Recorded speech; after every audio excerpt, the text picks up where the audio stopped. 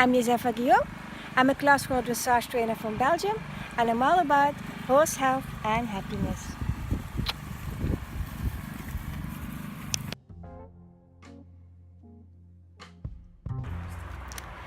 Hi horse peeps, Josepha here, and today I wanted to show you how you can trim your horse's hooves, why you should do it, and how to do it. This is because in between Farrier jobs there is still work to be done to keep your horse's hoof health optimal. And this is the lovely Don Conquistador. Oh, sorry, that's my hand. Say hi to everybody. Hi. And we're going to work on his hooves today. So check it out. You always need to wear gloves, and I just use old riding gloves because I need to have the feeling in my fingers, and oftentimes with other gloves I don't have that. Sharp your knife like this. Hope you can see this. You just go over the sharp of the blade.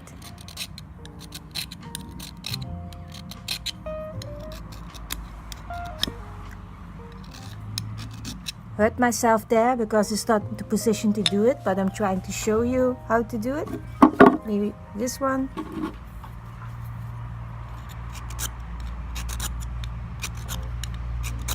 So use the edge of the stone to sharpen the knife. And you hear when it's working, and you see the edge, the sharp edge of the blade becoming more clean, and you just see that the edge becomes more sharp. Keep a little table and a broom at the ready, close to your horse. So here we have the foot, and I guess a lot of people would say that it looks really good. The Farrier's been here for 1 or 2 weeks ago, I don't remember. However, there are already a little bit of problems. The problems are here and on the other side, and with the bars. The bars, they are already starting to overgrow, and that makes problems for the hoof.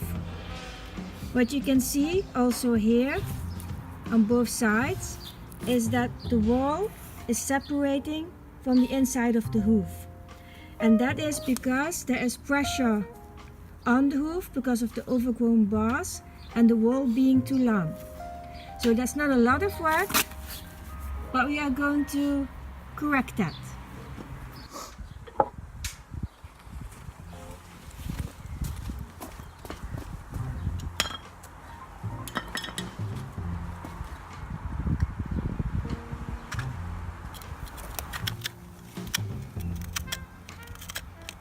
So here you can see on the other side that here the hoof wall is separating.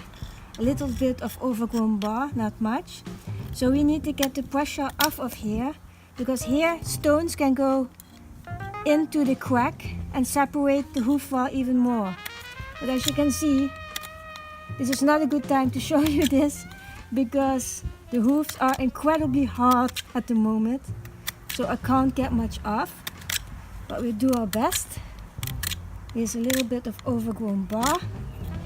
The bar will form like a fake sole, which you need to make sure doesn't happen, because that will really wreak havoc on your real sole. So we have to get this tissue out. It's not much, but because it's so difficult, hi Sophia, with this horse, with his hard hooves, I do it every once in a while to make sure it never gets a really problem. Baby, one more time. The flies are bothering him. That's why I'm doing this today, because it's really not that warm. So it's not much coming off, but it's just about enough to have effect. There we go. Okay, well, that's the first step.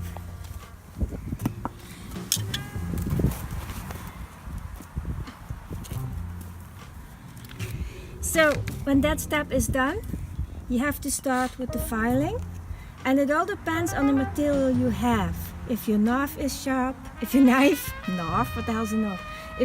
is sharp, and if you have a good file to work with. And now what we want to do is lower this part of the hoof to make sure that there is no pressure on the wall anymore. So we'll start this now.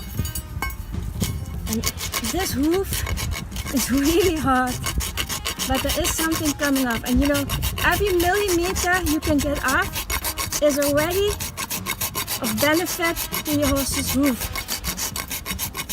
And you know, you can do it on another day when it's more wet, when the floor has been wet and your hoofs are softer. But just make sure that what you take down on one side, you also take down on the other side, so the hoof keeps as straight as possible. Change sides, and then the other side.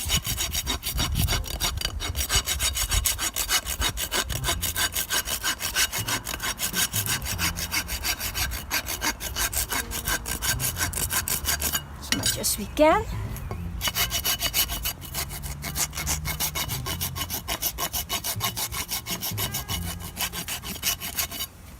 Sometimes you can do it like this,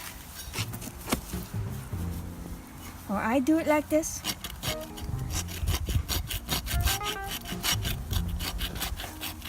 You have to have a good horse, like Don Conquistador, to do it like that. It's not anatomically correct on both our parts here, but then again, good boy. It's actually quite hard work, so catching my breath a bit, getting a bit dizzy in the head always when I'm working with my head down.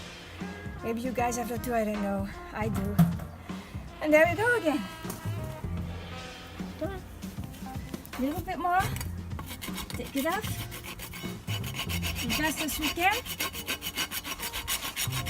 Some old-fashioned elbow grease, as they say.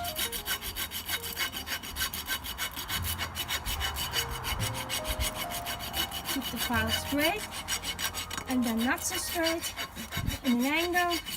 Everything you can do to get this part of the hoof to be a little lower than the rest, so there won't be any more pressure on the hoof wall.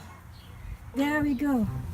If you look now from the side, you can see that this part here is a little bit lower than the rest of the hoof, which will prevent the hoof wall to get loose from the rest of the hoof, and will prevent stones or other tiny objects to get in there and mess with your hoof, get infections, you know, all those nasty things that can happen, get bacteria in there, all the things you don't want.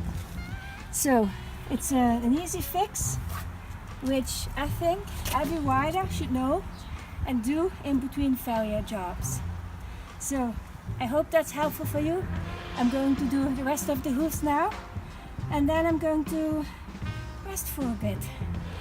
Thank you for watching. Don't forget to subscribe to my channel, and if you like this video, give it a thumbs up. Thank you.